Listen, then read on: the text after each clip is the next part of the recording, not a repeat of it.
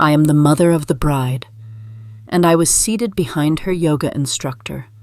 My name was misspelled on the place card. My favorite champagne was replaced with some trendy organic wine.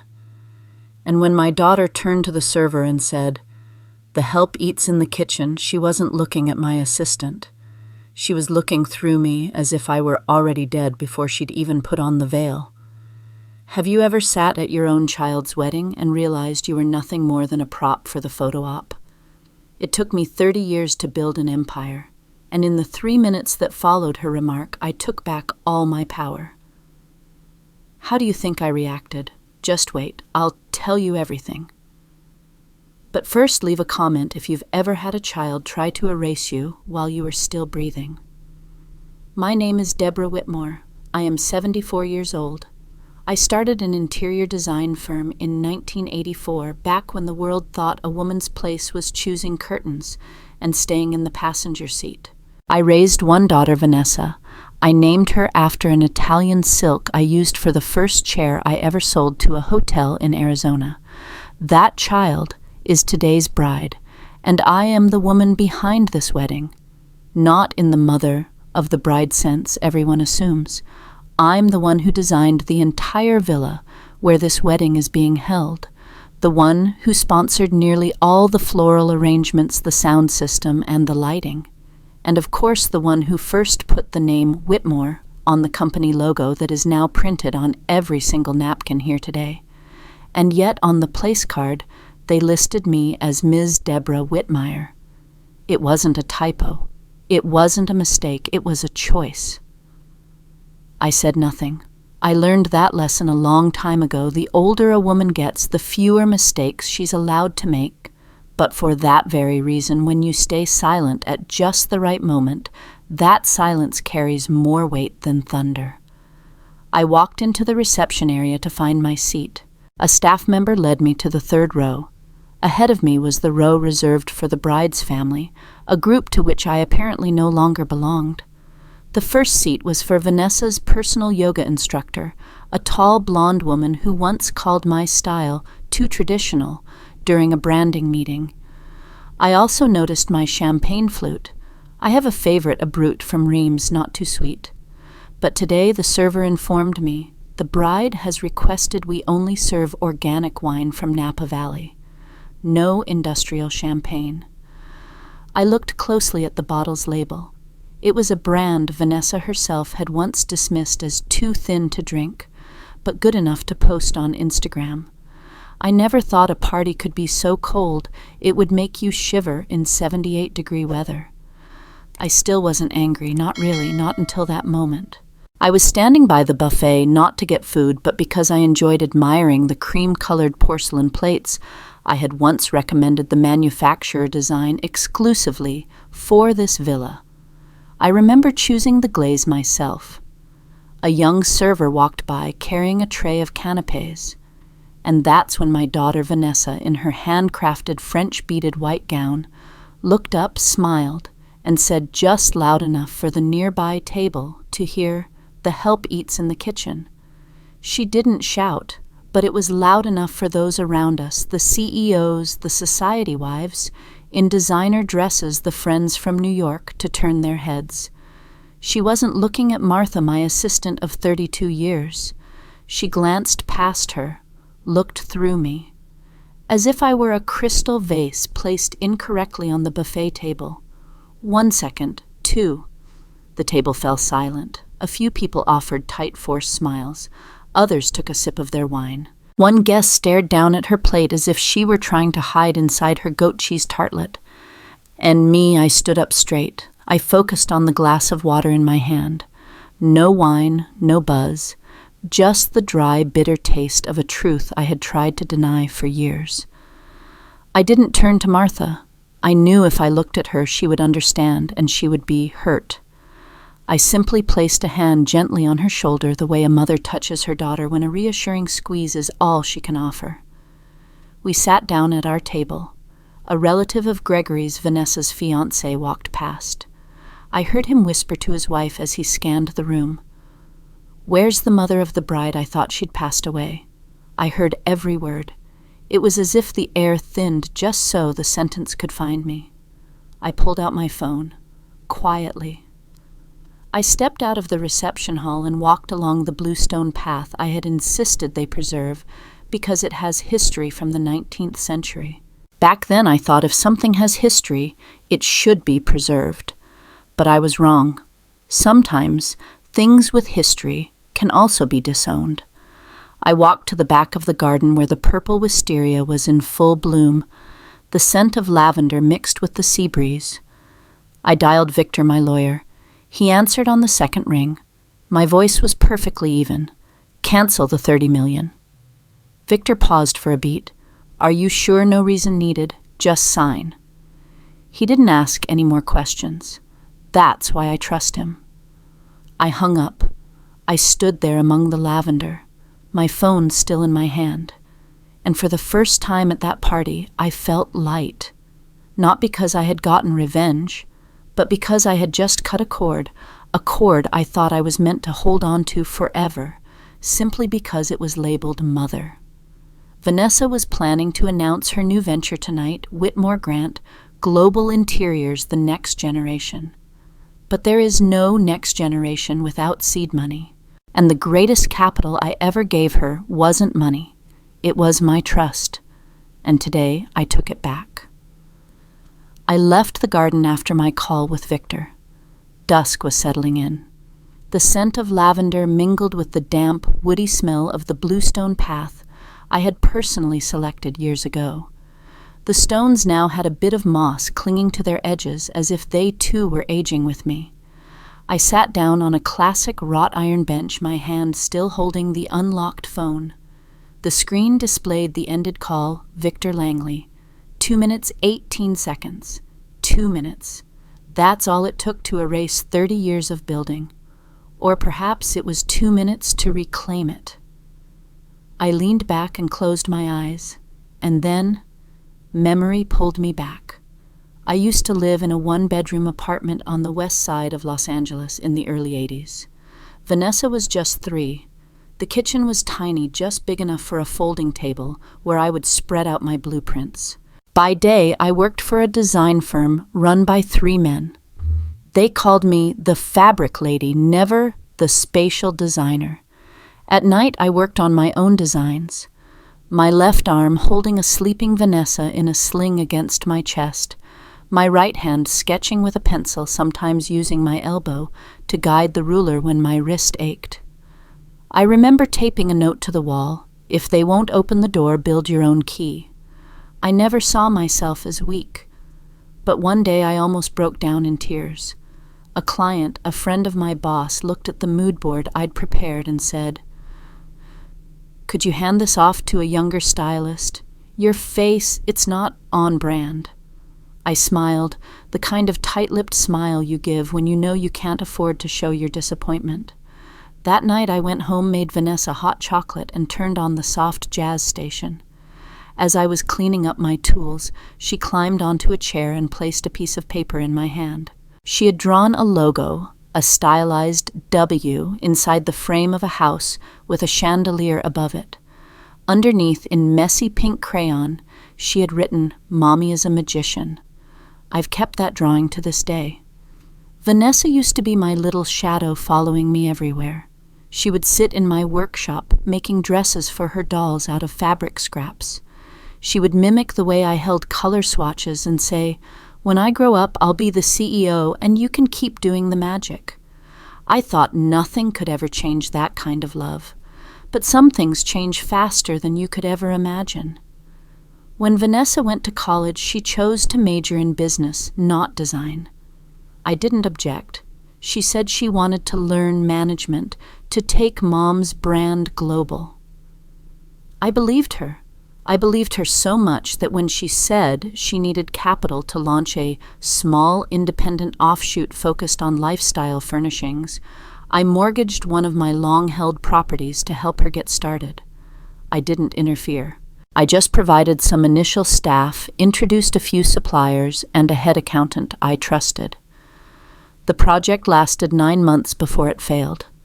Late orders, logistical errors, misguided marketing. Finally, Vanessa called me into her office on an April afternoon and said, "Mom, if you hadn't interfered so much from the beginning, maybe I could have found my own way." I remember sitting in silence for a long time. I looked around the office she'd rented where the ceramic vase I'd given her for the opening still sat. I just nodded. "You're right, I'm sorry. I didn't think I was wrong. But I didn't want to hurt her any more than she already was. And sometimes an apology is just a way to protect a fragile thread. I thought things would get better after that. Until the company's 25th anniversary gala."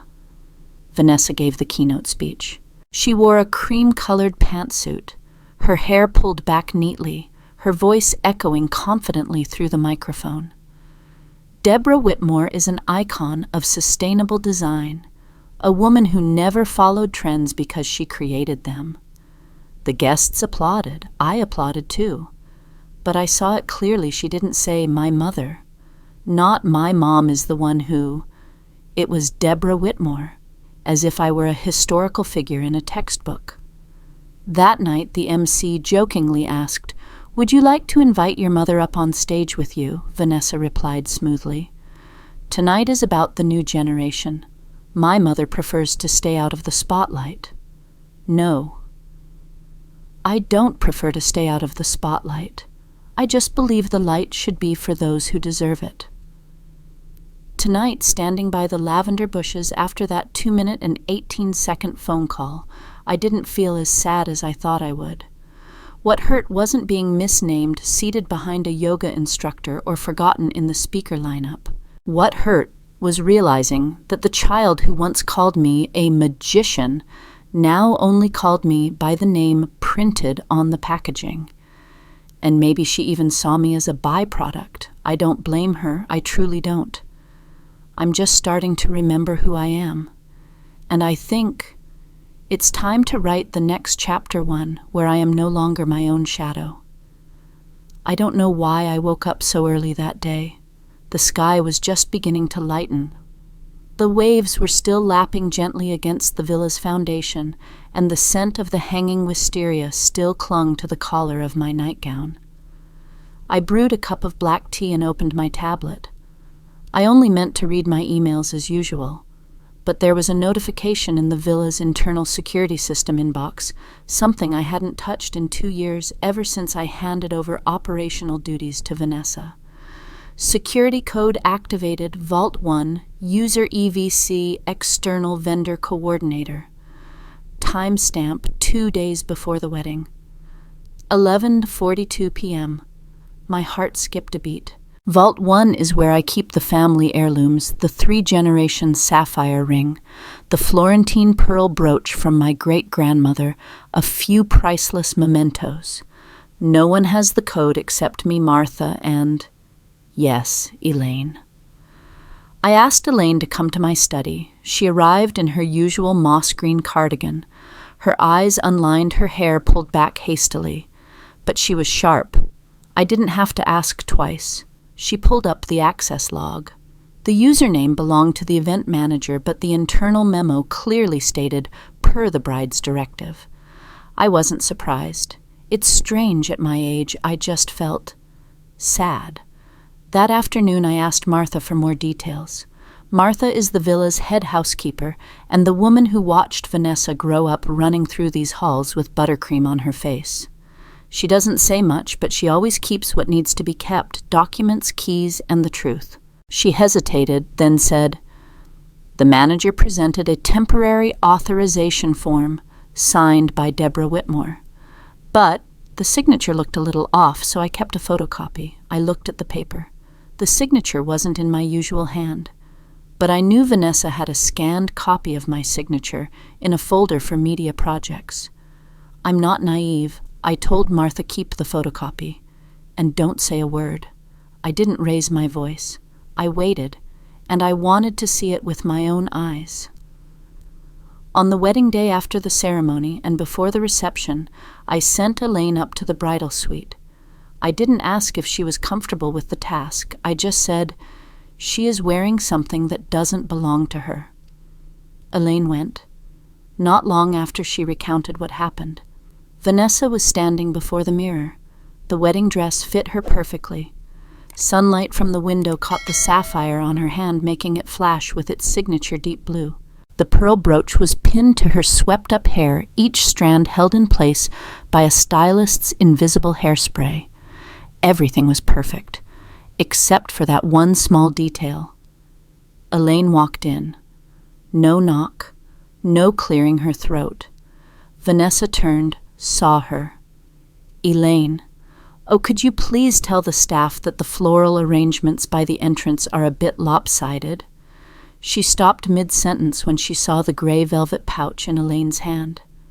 Elaine opened the pouch. "Mrs. Whitmore has asked me to retrieve all family heirlooms currently being used without her consent."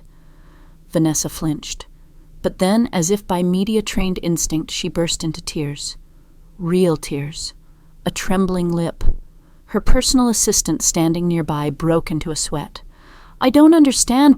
Why would Mother do this on my wedding day?" Two stylists were still in the room. One held a curling iron. The other was adjusting the back of the dress. Elaine asked them to step out. The assistant tried to intervene, but Elaine said, "This piece is on the Whitmore family's internal insurance roster. No one is permitted to hold it overnight except the official heir. And you are not yet the heir." Downstairs I sat in my favorite spot in the villa, the wicker chair facing the round garden view window. I'd chosen this spot so guests could see the bougainvillea while waiting to be shown to their rooms. Today I just sat there, calm. Elaine came back down. She handed me the velvet pouch. Inside, the 3-generation sapphire ring was still cold as stone against my skin. I slipped it back on my finger. The only thing I didn't need anyone's permission to own. Within the hour, I received word Gregory had contacted his personal PR team. They were working with an entertainment reporter who had previously covered a story about a mother of the bride behaving erratically at another wedding.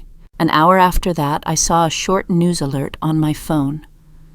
Internal sources report mother of the bride showing signs of emotional instability just before the ceremony. I turned off my phone. I didn't react. I didn't refute it. I've learned that the person with real power doesn't need to rush to clear their name. They just need to wait. A little later, Vanessa walked past me at the reception. Her eyes were dry. The pearl brooch was gone from her hair. The sapphire ring was gone from her hand. She didn't stop. She just turned her head for a single second. I didn't stand up. I just said loud enough for her to hear, "This isn't jewelry. This is the right to tell the story. You ask if I was heartbroken. Yes. But not because of the loss. It was the realization that some people will borrow the appearance of a family without understanding that legacy isn't kept in a safe. It's kept in the way you treat the person who built it." The morning after the wedding, I woke at 6, not from sleeplessness, but because I had slept enough. It was strange. It had been a long time since I'd had a dreamless, untroubled sleep free from images of parties, unfinished designs, or the buzz of a phone in my suit pocket.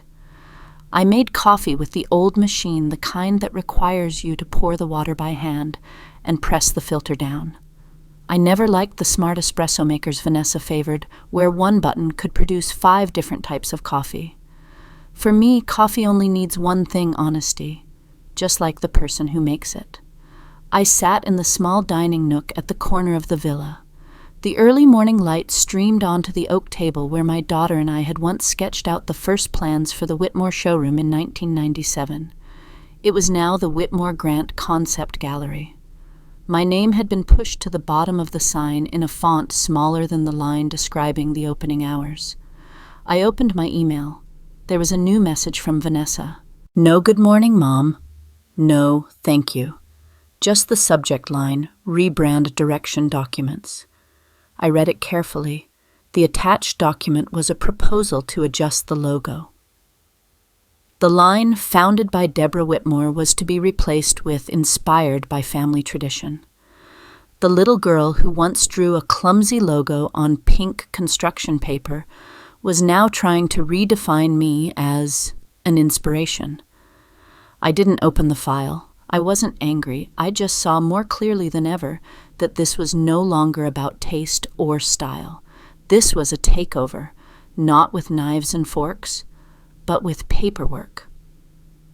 At 9:30 a.m., I walked into Victor's office. The same walnut desk, the neat stacks of documents, the steaming mug of mint tea.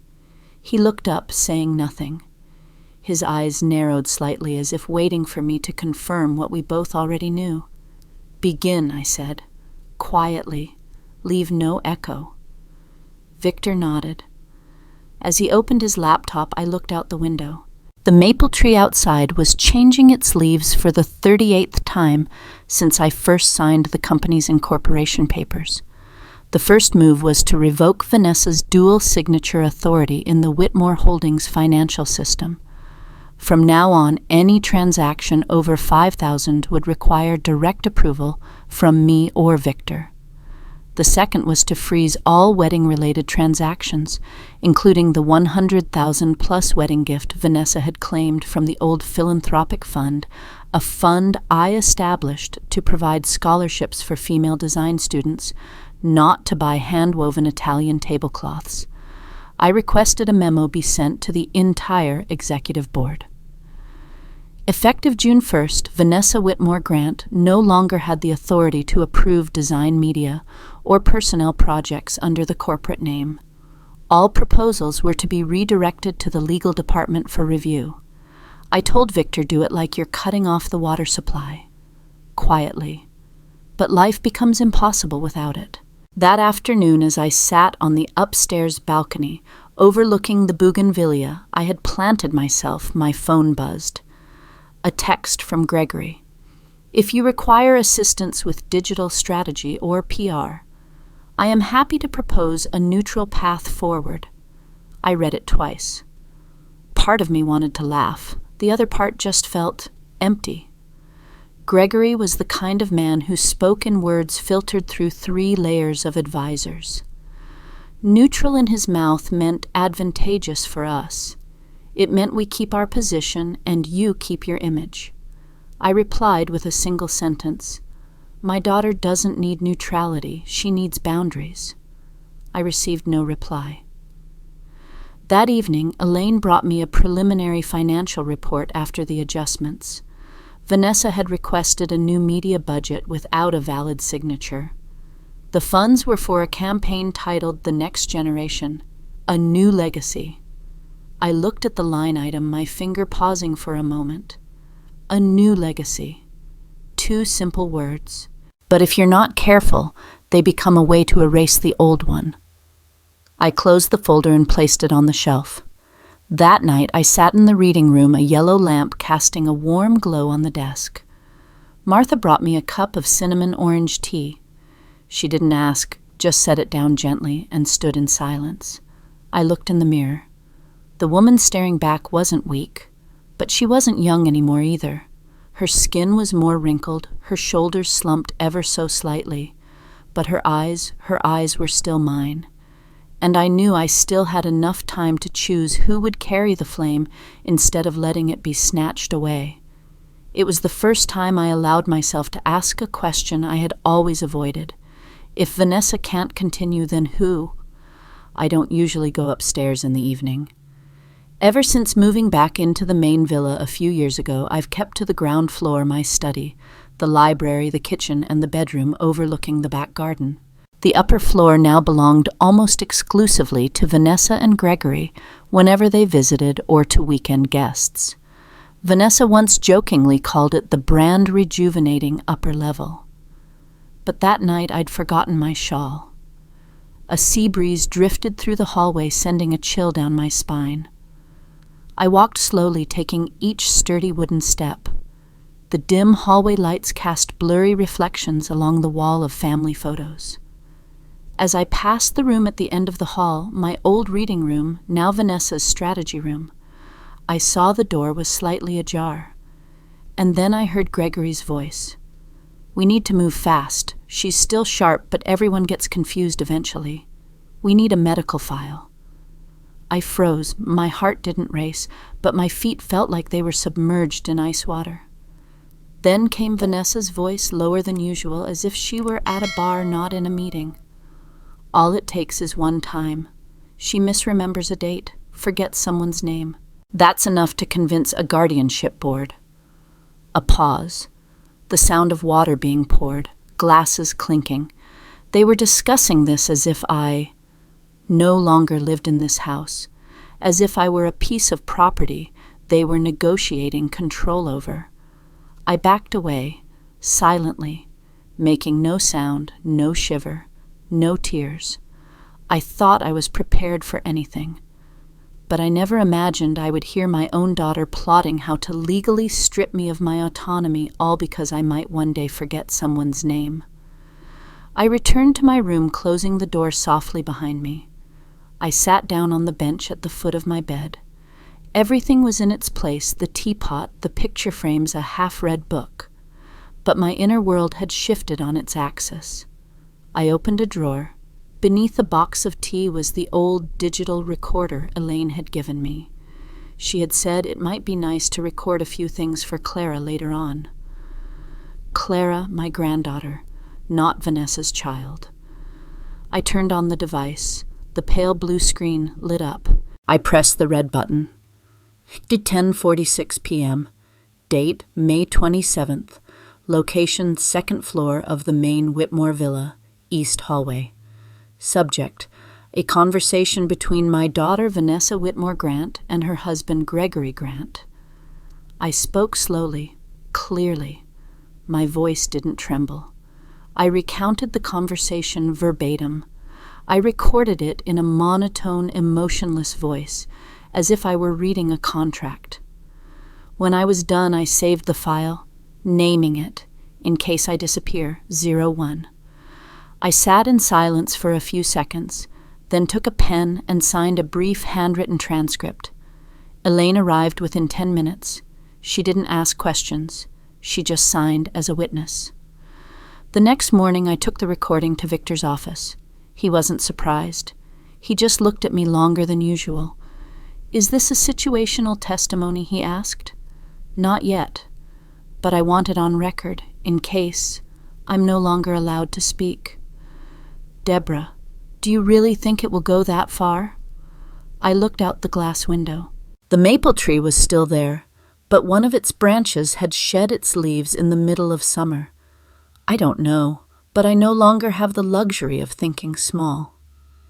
Victor placed his hand on the recorder. "I'll have this sealed and entered into our legal contingency system. This document meets the state standard for an exigent circumstance affidavit." I nodded. I stood up. As I turned to leave, I said almost to myself, "The day your child plans for your guardianship is the day you have to learn to protect the truth with the law." That evening, I ate alone, a salad of roasted beets and grilled salmon. Martha brought it up as usual with a slice of lemon and a piece of crispy cornbread. I ate every bite, not because it was delicious, but because I knew I needed my strength. This battle wasn't fought with swords. It was fought with paper signatures and precise silence. Before bed, I turned on the recorder one more time. Not to capture a conspiracy, but to record a message I wanted Clara to hear if she was ever old enough to ask. The truth isn't loud, Clara. It just needs to be recorded, and no one should be allowed to rewrite it for their own benefit. I placed the device on the table, turned off the light, and for the first time in months, I didn't dream at all. I don't know when the photograph was taken. Maybe it was the morning after the wedding as I sat under the bougainvillea trellis, holding an old notebook, my eyes gazing out at the lawn behind the villa. Or maybe it was the afternoon before when I was reading files in the garden, and a squirrel ran past, making me laugh softly. Whatever the moment, it wasn't sad.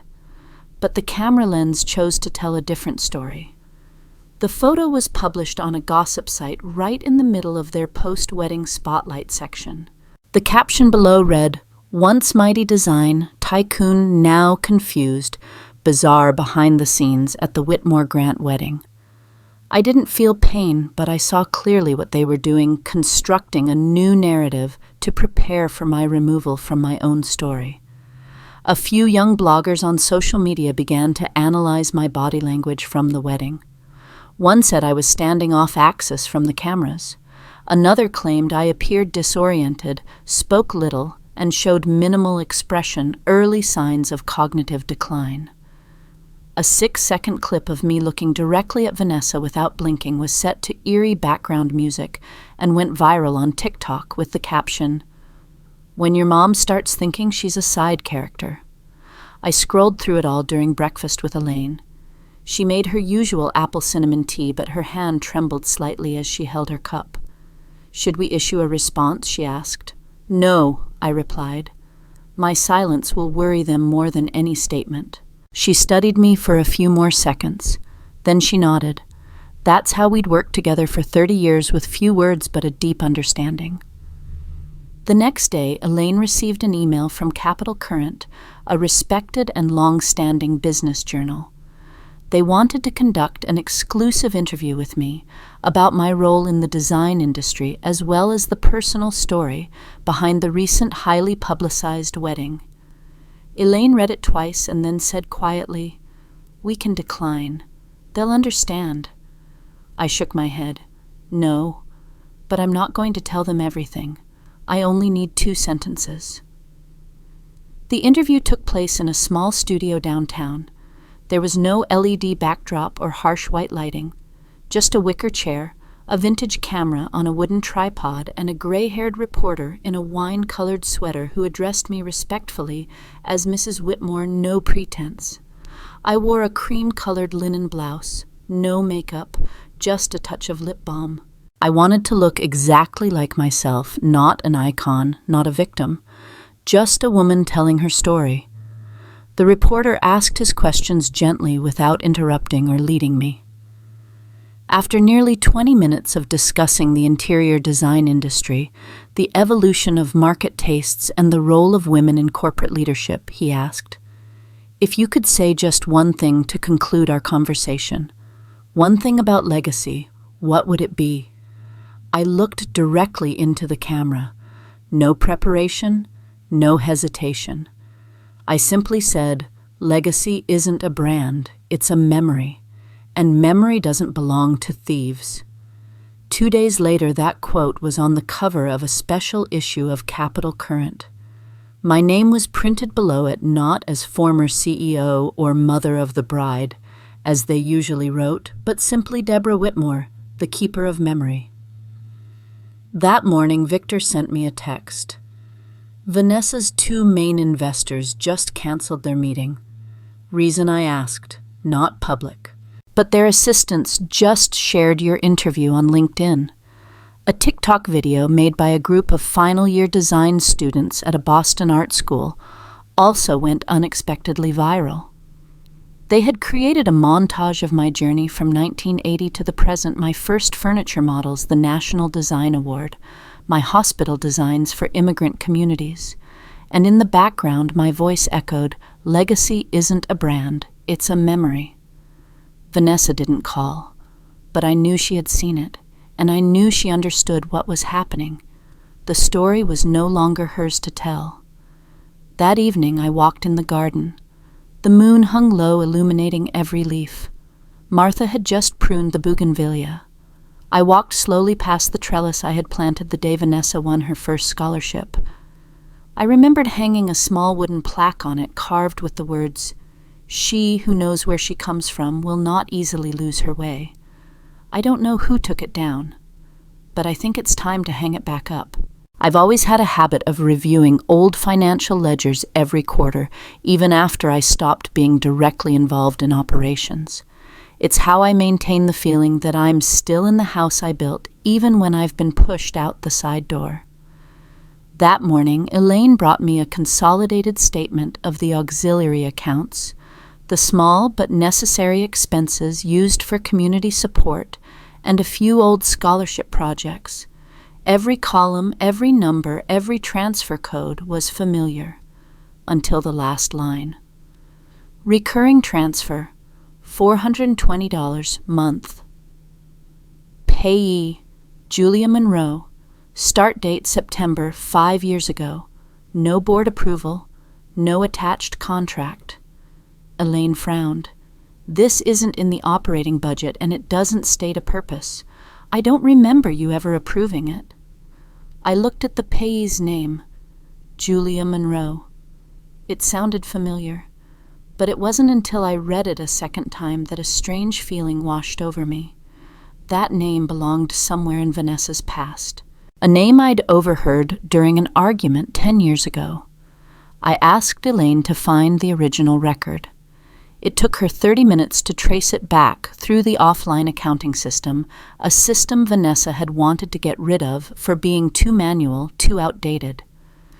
When Elaine returned, she placed a thin, fax-like paper in front of me.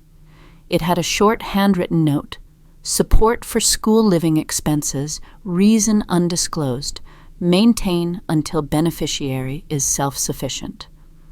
I looked at Elaine. We're going to meet the payee. Unannounced, no warning. That afternoon we drove nearly 2 hours to a small town in the northern suburbs. The sky was overcast and a cool autumn breeze was starting to turn the leaves of the roadside maples. The preschool was near a small park with a simple wooden sign and a white picket fence that was peeling in places. It was nothing like the facilities typically funded by the Whitmore Foundation. No plaques, no logos, no scent of prestige.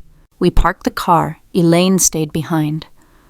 I walked into the administrative office and asked for Julia Monroe. She came out after a few minutes. She was in her 40s with her hair in a low ponytail, wearing a beige cardigan, no makeup. But her eyes were bright, the kind you see in a woman who has learned to live without anyone's approval.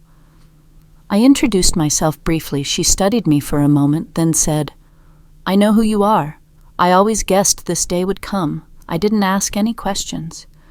We sat at a small table by the window. Vanessa left her with a letter that was 7 lines long. Julia began her voice as calm as if she were telling a bedtime story.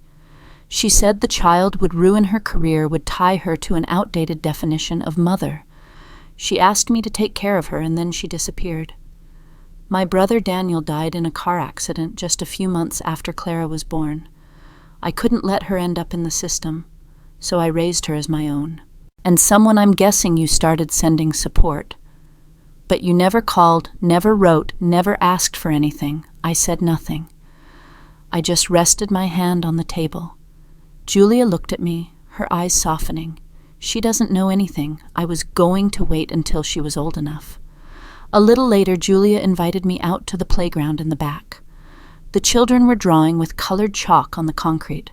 Clara, 7 years old, was sitting alone in a corner, hunched over a drawing. She had light brown wavy hair, tan skin, and eyes.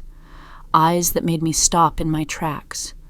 Not because they looked like Vanessa's, but because they held the same look I had at 21, right after my husband left me without an explanation. Clara looked up when she saw me. She didn't run over, nor did she back away. She just watched me. Calm, wary, but not avoidant. I sat down next to her. I didn't introduce myself. I just asked, "What are you drawing?" Clara showed me her picture, a woman in a white blouse standing in a garden, holding a notebook, her face unsmiling. Underneath, written in purple chalk, were the words, "She doesn't talk a lot, but she listens." I stared at the drawing for a long time, and for the first time in years I felt a lump form in my throat. On the way back to the car, I said nothing.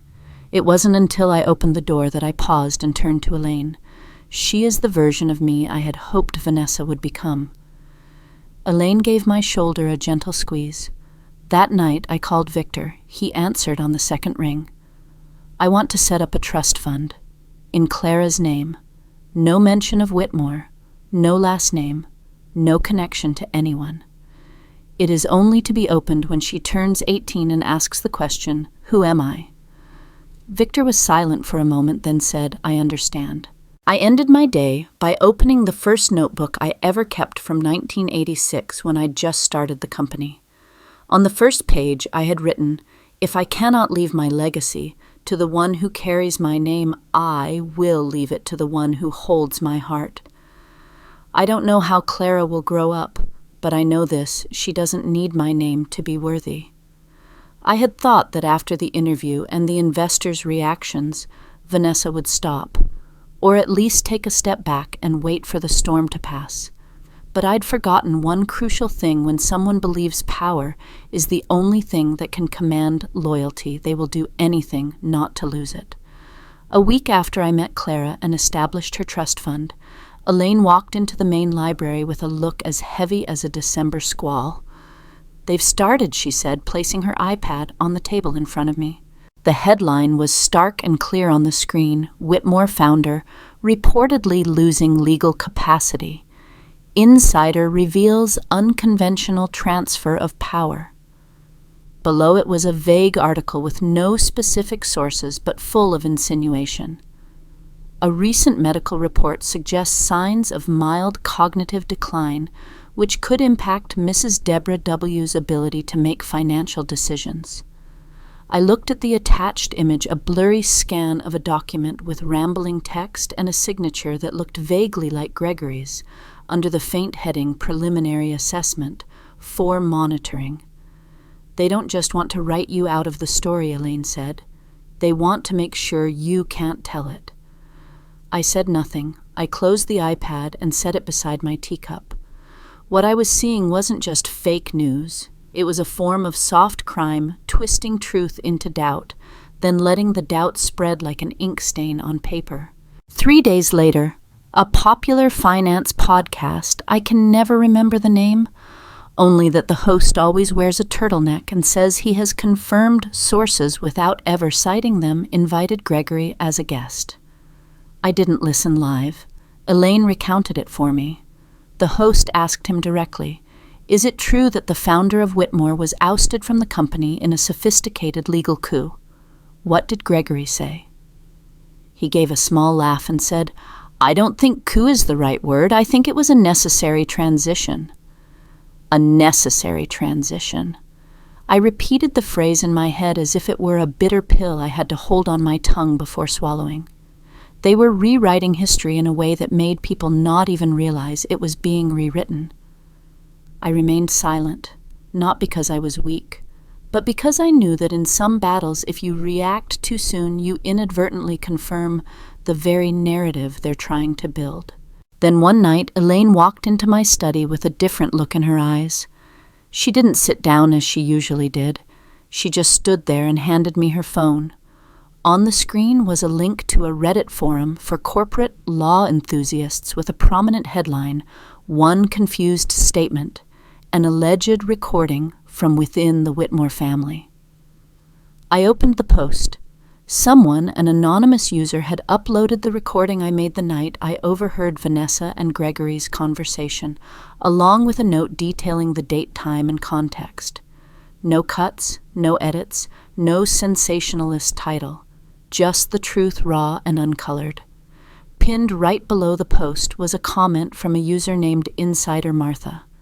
I didn't need to ask. I knew who it was. Martha's comment wasn't long, but it was thorough. "I have worked for Mrs. Deborah Whitmore for over 30 years. I have witnessed the birth, the growth, and recently the quiet manipulation that has occurred around her name. This recording is authentic. I have attached a timeline below. For anyone who wants to know the truth, read it carefully and then decide for yourself what is real legacy and what is a stage play built on a brand." Below her comment was a link to a Google Doc with everything laid out. The date Vanessa asked for the temporary authorization signature, the date the vault system was accessed, the date the PR firm was hired, and the date I revoked financial control. Martha had documented everything down to the last email and text message. 3 days later, the district court where Whitmore Inc. was registered sent a request to verify the validity of the neurological assessment attached to the media file. A preliminary investigation was opened. It wasn't a criminal case yet, but it was enough to halt all activities related to Vanessa's legal filings. The law firm representing her sent out a brief statement. We are terminating our legal representation of Mrs.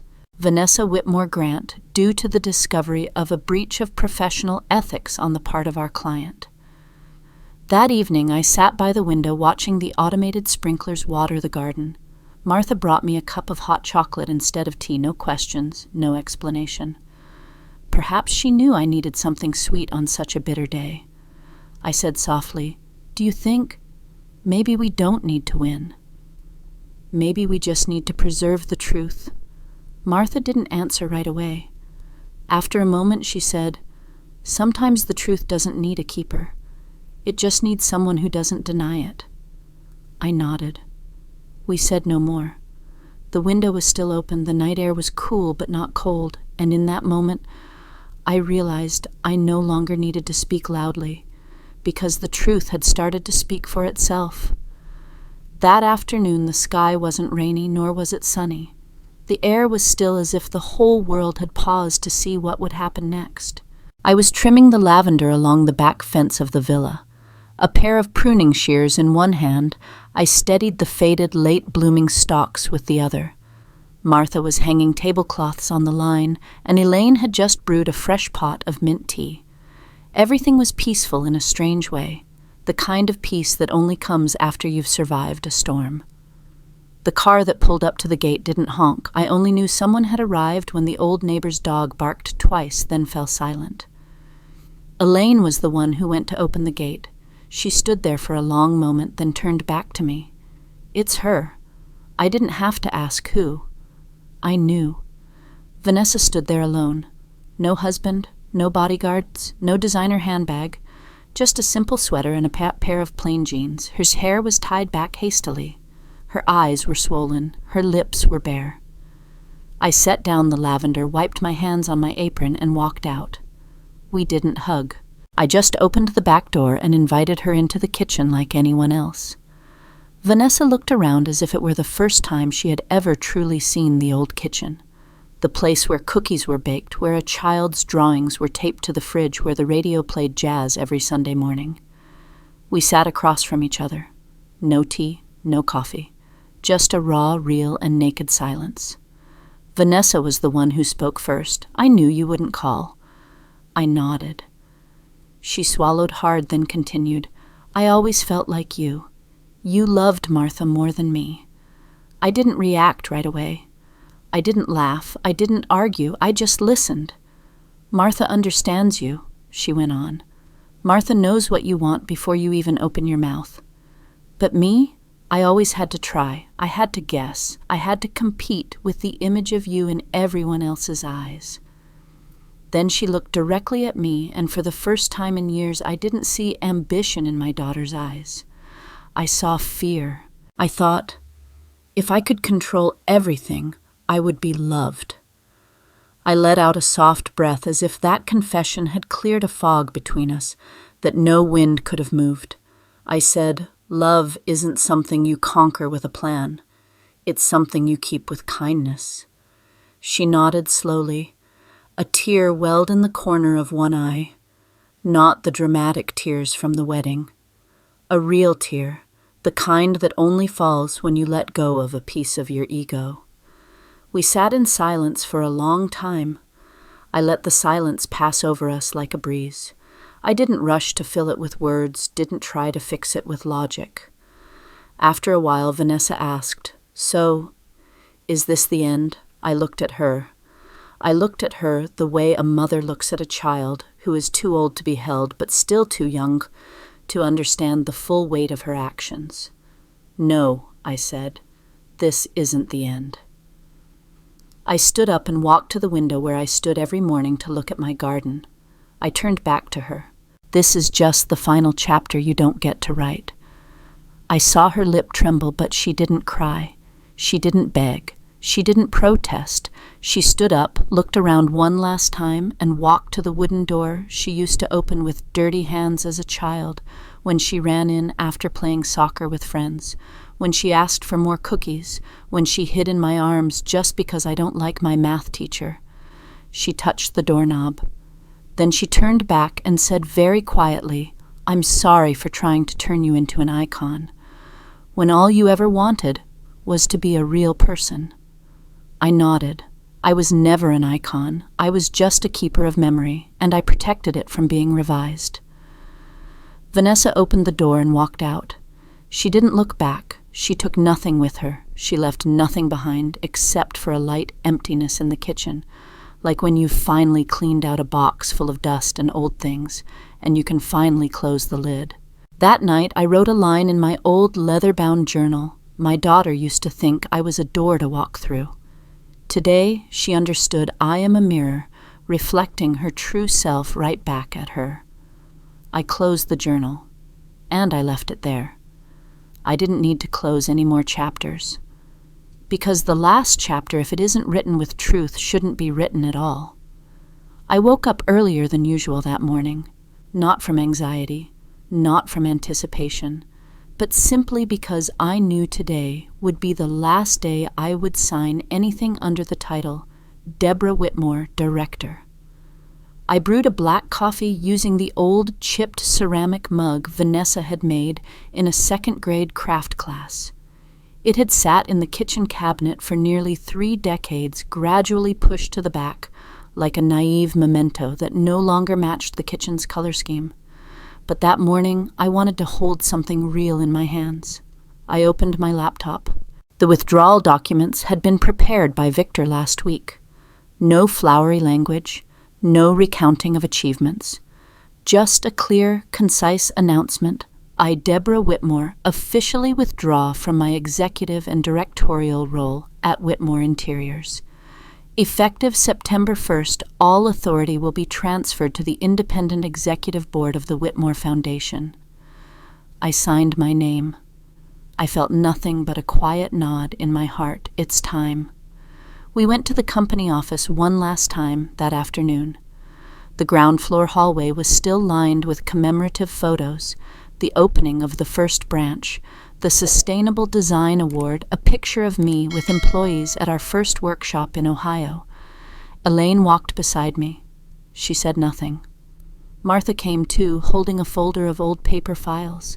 She said, "I found this in the last storage unit, room 12B. It was between the first 2 wallpaper designs you ever made." I opened the folder. It was a photograph. Me and Vanessa when she was about 6. I was hugging her from behind as we both sat at a drafting table. On the table was a box of broken crayons, and the first sketch of the Whimsy Bloom lined the children's wallpaper that had saved the company from bankruptcy in 1995. I looked closely. On the back of the photo, in my own pencil handwriting, it said, "The days before strategy, when there was only love." I folded the photo, placed it carefully in a file box, and labeled it The Unspoken. The final nameplate on the director's office door was replaced late that afternoon. Deborah Whitmore, founder, past tense. No one took down the old plaque in front of me. Elaine spoke quietly to the facilities manager. She wants to see them both side by side one last time. I looked. 2 plaques, one present, one past. Both bore my name, but only one still carried weight. The other was a memory. The morning before the groundbreaking ceremony, I was sitting in my wicker chair on the porch, just like any other morning. There was a light breeze. The scent of mint from the small garden drifted through the air. Martha handed me a thin envelope. No stamp, no postmark, just a child's lovely handwriting. To Mrs. Deb, I opened it. Inside was a watercolor painting. It was me with my gray hair in a neat bun holding a small hammer standing in front of a building. Above the entrance were the words, "Whitmore Hope House below." Clara had written in purple pen, "She doesn't have to yell. She just builds what she believes in." I set the painting on the wooden table. My heart felt like it had been stitched back together, one careful handmade stitch at a time. Elaine came out and asked me, "What should we engrave on the foundation's cornerstone?" I didn't have to think long. I looked at the painting, then directly into her eyes. "Tell the truth, even if it costs you everything." That night, I wrote the final lines in my journal, the old leather-bound book I had carried in the early days of my career, when I was still sketching on the dining table, sleeping under a desk lamp, and thinking I would grow old beside an empire I built, one that my child would protect. I don't need anyone's forgiveness. I just need my memory to be my own. I closed the book, turned off the light, and slept a peaceful sleep, knowing that for the first time in my life, everything was in its right place. If you're still sitting here reading the final words of this story, then I suspect you're not just curious. You've found a piece of yourself somewhere in these pages. I didn't write this story to boast or to prove who was right and who was wrong. I told it because there are some things that if we don't say them, others will rewrite them for us. And there are some pains that if we keep them hidden, will grow roots and blossom into a suffocating silence that consumes us from within. I was not a perfect mother. I once sacrificed so much that I forgot I was a person too. I used to believe that if I just did enough, worked hard enough, was forgiving enough, my children would understand, would love me, would protect what I built. But not every child grows from love. Some grow from expectation, from ambition, and sometimes from their own fear. And you know what? It took me almost my entire life to understand this. A mother doesn't need to keep her position. She just needs to keep her self-respect. If you are a woman reading this, no longer young with silver in your hair and lines on your hands, I want you to know you don't have to be remembered as an icon. You just need to be allowed to live as a real person. You have the right to say no. You have the right to withdraw. You have the right to choose silence, not because you are weak, but because you know. The truth doesn't need to scream. It just needs to be properly preserved. I chose not to fight back with tears. I chose to reclaim my memory and to place my legacy in the right hands. I chose a child who doesn't carry my name, but who holds the part of me I once believed my own daughter would have. I don't expect everyone to understand. I only hope that if one day you too are written out of your own story, you will not stay silent forever.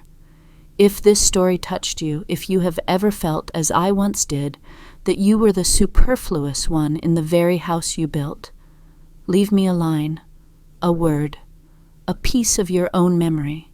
I will read it. I will listen. Because perhaps we, the women who have passed the midpoint of our lives, need a place to tell our stories more than we need someone to fix us. Have you ever been your own Deborah? Tell me in the comments. I'm still here.